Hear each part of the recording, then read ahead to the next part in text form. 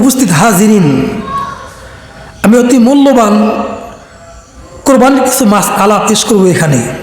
এই জন্য মনোযোগ দিয়ে আপনারা কোরবানির মাস আলাগুলো শ্রবণ করবেন, নিজেও আমল করবেন, অপরকেও আমল করার জন্য উদ্বুদ্ধ করবেন। আসুন আমরা সরাসরি, আমরা কোরবানি সম্পর্কে অনেক আলোচনা করেছি, অনেক ভিডিওতে আছে আমার, এগুলো ইউটিউবে সারা আছে, দেখে নেবেন।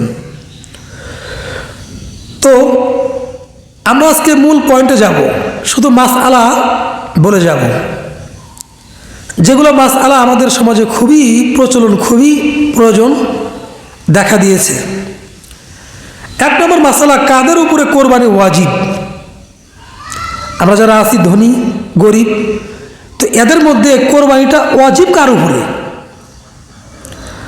বলে ওয়াজিব হলো ওই ব্যক্তির উপরে যে ব্যক্তি জিলহজ মাসের 10 তারিখের শুভেচ্ছা দিক থেকে নিয়ে জিলহজের 12 তারিখ সূর্য অস্ত দেওয়ার আগ পর্যন্ত নিসাব পরিমাণ মালিক হবে 3 দিনের মধ্যে। নিসাব পরিমাণ মাল কতটুকু? বলে 7.5 ভরি স্বর্ণ অথবা 52.5 ভরি রূপার এই পরিমাণ টাকা অর্থ তার কাছে থাকলে সে ব্যক্তির উপরে কোরবানি ওয়াজিব হবে। তাহলে ওই ব্যক্তি কী করতে হবে? কোরবানি দিতে হবে। ওয়াজিব হওয়ার পর যদি কোরবানি কেউ না দেয়, আল্লাহর পয়গম্বর বলেন, মান ওয়াজাদা সাআতাল লিআইয়ুদহিয়া ফালাম ইউদহিয়া ফালা ইয়াহদুরু মুসাল্লানা। যার উপরে কোরবানি ওয়াজিব হয়েছে কিন্তু কোরবানি দেয় নাই, আল্লাহর পয়গম্বর তার সম্পর্কে কঠিন হুঁশিয়ারি করেছেন, সে যেন আমাদের ঈদগাহের ময়দানে না যায়। কত বড় কথা! এজন্য যাদের উপর কোরবানি হয়েছে ওয়াজিব, আমরা পরিপূর্ণ আল্লাহর জন্য কোরবানি দেব ইনশাআল্লাহ। 2 নম্বর মাসলা হলো, যার উপরে কোরবানি ওয়াজিব সে না করলে তার হুকুম কি? এক ব্যক্তির উপরে কোরবানি ওয়াজিব হয়েছে, কিন্তু সে ব্যক্তি কোনো কারণে, কোনো মুসিবতের কারণে, আটকে পড়ার কারণে এই ব্যক্তি কোরবানি দিতে পারে নাই। কোরবানির 3টা দিনে, নির্দিষ্ট দিনে, আইয়ামে তাশরিক বলা হয়। তাহলে সে ব্যক্তি কি করবে? বলে সে ব্যক্তি কোরবানির সময় টাইম যখন ওভার হয়ে যাবে, তখন সেই ব্যক্তি একটা ছাগলের টাকা আল্লাহর রাস্তায় সদকা করে দিবে। আশা করি বুঝতে পারছেন। যারা কোরবানি দিতে পারেনি আমাদের মধ্যে, টাইম পার হয়ে গেছে, ওভার হয়ে গেছে, কি করবেন? একটা ছাগল কিনলে যেই পরিমাণ টাকা, সেই টাকাটা সদকা করে দিবেন। আল্লাহ আপনাকে তাহলে কোরবানি না দেওয়ার গুনাহ থেকে আল্লাহ আপনাকে মাফ করে দিবেন। 3 নম্বর মাসআলা জানতে চেয়েছেন এক ভাই, কোন কোন প্রাণী দ্বারা কোরবানি জায়েজ হবে? আমরা যে কোরবানি দিব, সেই কোরবানির পশুগুলা কোন কোন প্রাণী দিয়ে আমরা কোরবানি করব? তাহলে ওই ভাইয়ের উত্তর হলো, আমরা বকরি দিয়ে কোরবানি করব এক, এরপরে খাসি, দুম্বা, এরপরে ভেড়া, ভেড়ি, এইগুলা, এই যে বললাম দুম্বা, ভেড়া, খাসি, এইগুলা ভেড়া, ভেড়ি, দুম্বা যদি 1 বছরের, সবগুলো কি হতে হবে? 1 বছর হতে হবে। কিন্তু যদি ভেড়া, ভেড়ি, দুম্বা এগুলো যদি 1 বছরের কম হয়, 6-7 মাস 8 মাস বয়স হয়েছে, কিন্তু এদেরকে নিয়ে 1 বছর প্রাণীর মধ্যে ছেড়ে দিলে অনুমান করা যায় না কোনটা 1 বছরের, কোনটা 6 মাসের। একই দেখা যায়, সেম টু সেম দেখা যায়। তাহলে এই ভেড়া, ভেড়ি দিয়ে কি করা যাবে? কোরবানি জায়েজ। কিন্তু বকরির ক্ষেত্রে ভিন্ন,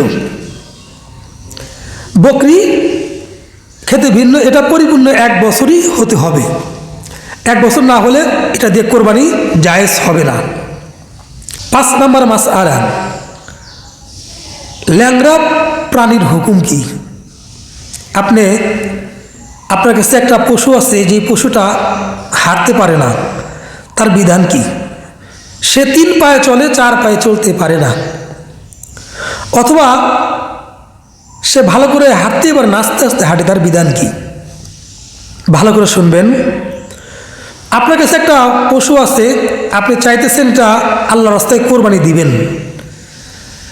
এখন এই প্রাণীটা 3টা পায়ে হাঁটে, 3 পায়ে হাঁটে, 4 পায়ে সে হাঁটতে পারে না, 4 নম্বর পায়ে সে ভর করে চলতে পারে না, এমন ল্যাংড়া, যেই ল্যাংড়া প্রাণীটা দলের সাথে দলবল নিয়ে যখন ঘাস খেতে যায় মাঠে, তখন সবার পিছে পড়ে থাকে। অথবা এই ল্যাংড়া প্রাণী তাকে জবাই করা পর্যন্ত মাঠে একা একা যেতে পারে না, এরকম প্রাণী দিয়া কোরবানি করলে তার কোরবানি সহি হবে না। হ্যাঁ, তবে এমন যদি হয় যে এমন ল্যাংড়া যে সে দলবলের সাথে যেতে পারে, কষ্ট হলে যেতে পারে, নিজে নিজে হেঁটে হেঁটে খেতে পারে এবং কোরবানি যেখানে দিবে সেইখানে নিজে হেঁটে হেঁটে যেতে পারে, তাহলে এমন ল্যাংড়া প্রাণী দিয়ে কোরবানি দেওয়া জায়েজ।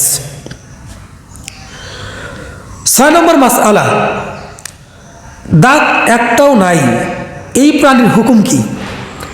আপনার কাছে এমন একটা প্রাণী আছে যেই প্রাণীটার একটা দাঁতও নাই। কি নাই? একটা দাঁতও নাই।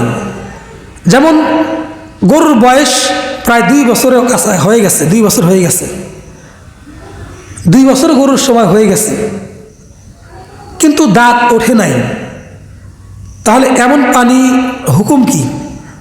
বলে অভিজ্ঞ যারা ডাক্তার আছে, যারা দাঁত দেখে নির্ণয় করতে পারে, তারা যদি বলে 2 বছর পার হয়ে গেছে, তাহলে এই প্রাণী দিয়ে কোরবানি সহি হবে। আর যদি তারা বলে দাঁত ওঠে নাই, সময় হয় নাই, তাহলে এই প্রাণী দিয়ে কোরবানি সহি হবে না। আর একটা মাসআলা, যে প্রাণীর একেবারেই দাঁত নাই, শুরুতে দাঁত ছিল, পরে দাঁত সব পড়ে গেছে, এই প্রাণীর হুকুম কি? বলে এই প্রাণীর হুকুম হলো, সে প্রাণী যদি দাঁত ছাড়া যদি ঘাস না খেতে পারে চিবিয়ে চিবিয়ে, তাহলে এই প্রাণী দ্বারা কোরবানি জায়েজ হবে না। আর দাঁত ছাড়াই যদি সে ঘাস চিবে চিবে খেতে পারে, তাহলে এই প্রাণী দিয়ে কি হবে? কোরবানি সহি হবে, কোনো সমস্যা নাই। 7 নম্বর মাসআলা, জন্ম থেকেই কোনো এক প্রাণীর কান নাই, জন্ম থেকেই প্রাণীর কান নাই। আপনি এমন একটা পশু ক্রয় করছেন, অথবা আপনার নিজেরই আছে পালের ভিতরে, যেই পশুর কান নাই, তো কানবিহীন পশুর হুকুম কি? এটাতে কোরবানি সহি হবে কি হবে না জানা দরকার না? বলে কানের যদি 1/3 অংশ কেটে যায়, কানের যদি 1/3 অংশ কেটে যায়, যেমন এটা একটা কান, একটা আঙ্গুল মনে করেন পুরা কান, এই কানের 3 ভাগের 1 ভাগ যদি কেটে যায়, 2 ভাগ থাকে, তাহলে এই 2 ভাগ কান থাকা বিশিষ্ট প্রাণী দিয়া কোরবানি সহি হবে।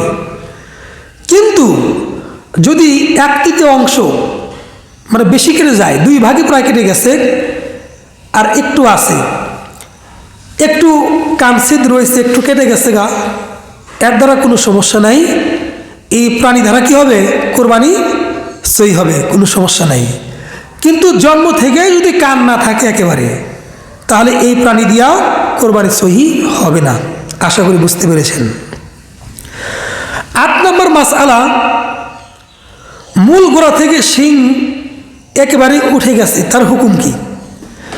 আপনি এমন একটা প্রাণী ক্রয় করছেন বা নিজস্ব আছে, যেই প্রাণীর শিং, মাথা থেকে শিং যে ওঠে, শিংটা গোড়া থেকে উপরে গেছে অথবা ভেঙে গোড়া থেকে পড়ে গেছে, তাহলে এই প্রাণী দিয়া কোরবানি সহি হবে না। যদি গোড়া থেকে না, উপর থেকে একটু ভেঙে যায়, তাহলে এই প্রাণী দিয়ে কোরবানি সহি হবে, কোনো সমস্যা নাই। 9 নম্বর মাসআলা, অন্ধ পশুর হুকুম কি? চোখে দেখে না, অন্ধ পশু সে কি করে না? চোখে দেখে না। তো এই চোখে না দেখনালা প্রাণীর হুকুম কি?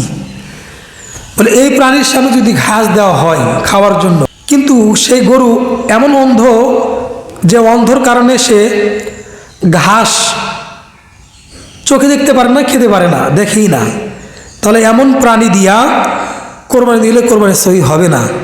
তবে যদি সে একটু একটু ঝাপসা দেখতে পারে, দেখে খেতে পারে, তাহলে এমন পশু দিয়ে কোরবানি করা সহি হবে। 10 নম্বর মাসআলা, কান বা লেজ কাটা প্রাণীর হুকুম কি? কানও নাই, লেজও নাই। বলে এটাও সেম টু সেম ওই মাছটার মতো, যে লেঞ্জা যদি 3 ভাগের 1 ভাগ 1/3 এক ভাগ যদি কেটে যায় কোরবানি সহি, আর অধিকাংশ যদি কেটে যায় কোরবানি সহি হবে না। কার যদি কেটে যায় বেশি, এটা দ্বারা কী হবে না, কোরবানি সহি হবে না। আশা করি বুঝতে পেরেছেন।